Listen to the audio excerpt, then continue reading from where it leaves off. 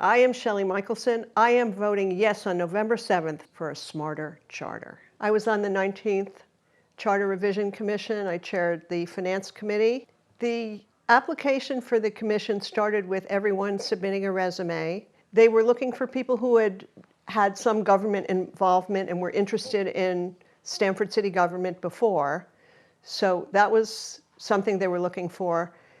After we submitted resumes, they asked us to go through the charter and come up with suggestions for improvements. And then after that, they scheduled interviews.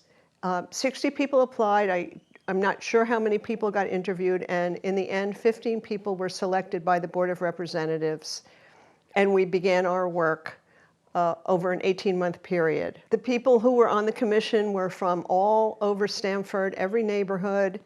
There were blacks, whites, Hispanics, Democrats, Republicans, unaffiliated. It was a pretty diverse group of people, and everything went along pretty well. I mean, we were very respectful of one another. The public was invited to every meeting, as every other meeting in Stamford is held. You don't need a special invitation. If you're interested, you go on the website and you see when and where we're meeting. I can't remember how many meetings we had, but they were very, very many. Usually the committees met once or twice a month, and then once a month the full commission met, and we shared what we had done in the committees. So it was a pretty efficient process. In the space of our time together, we uncovered a lot of deficiencies in the charter, some of which have caused us legal problems in the past. Some of the most important issues that we dealt with that we recommended in the charter included having the Board of Representatives have its own counsel, as there were frequently differences between the Corporation Council's opinion on things and the Board of Representatives' opinions on things. And since Corporation Council serves at the pleasure of the mayor, it was really important for the Board of Representatives to have its own counsel, just like most municipalities allow their legislative body to have in Connecticut. So that was one important thing. Another important thing that we addressed was the broken appointments process, which has allowed people to remain in office well past their terms. So we came up with an arrangement that kept the mayor in the loop. It did not take her power away, and in the end, it encouraged the mayor and the Board of Representatives to come together and make these appointments. Another thing that we discovered was that there were people who collected pension checks. They were retired people, and sometimes if they became disabled and did not cash those checks would go back to the city's general fund instead of remaining in the pension fund for the pensioners. So we corrected that. Another thing that we did was we noticed that one of the golf courses, the one at Hubbard Heights on the west side, was in very bad condition. We actually took a team of our committee and we visited the golf course, and we had a tour of the golf course, and we noted where there were serious capital investments that needed to be made.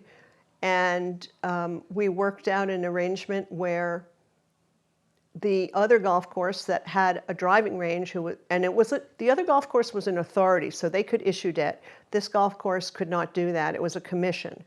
So the lease of the Sterling golf course, those funds for 10 years would be directed to the Hubbard Heights golf course to remedy some of the capital neglect that had accumulated over there. So those were some things that we found that we thought were really important to bring to the Commission's recommendations. Another thing that we did that was important was we added a meeting in September before the budget process got really started. We added a meeting where people could weigh in and give their suggestions both on, cutting and adding on the operating as well as the capital budget. So before the budget process got started in earnest, because by the time you got to input in the capital budget or the operating budget, the budget was pretty much set. So your voice was diminished. So we did that. Another thing that we did was we made the government much more transparent. we put in a requirement that the city had to make public the lawsuits, the retention of outside counsel, how much that costs, the debt service costs, and all kinds of things that were in the budget that were kind of hidden from the public. And also, this was municipal best practices. That is my background, municipal finance. And so we added these things so that everyone could see how their tax dollar is being spent. The little pie chart that you get with your tax bill really doesn't do the trick. I think that the changes in the charter could actually end up saving us money, because the transparency that we're going to have to see from what we did in the charter is going to allow people to see where we're spending the money. So for example, we have a $1.5 to $2 billion construction program for the schools coming up. Now, if you can see how much we pay in debt service every year, and you can see how much legal costs we're incurring every year, you might make a decision, hey, we can't afford $1.5 million to $2 million. And the Board of Finance is concerned that we can't afford that either. So this will enable us to have better decision-making, more information to really be able to hone in on what we can afford and what we can't afford. And then I think it'll actually end up saving money. Vote yes for more transparency and accountability in Stamford's government.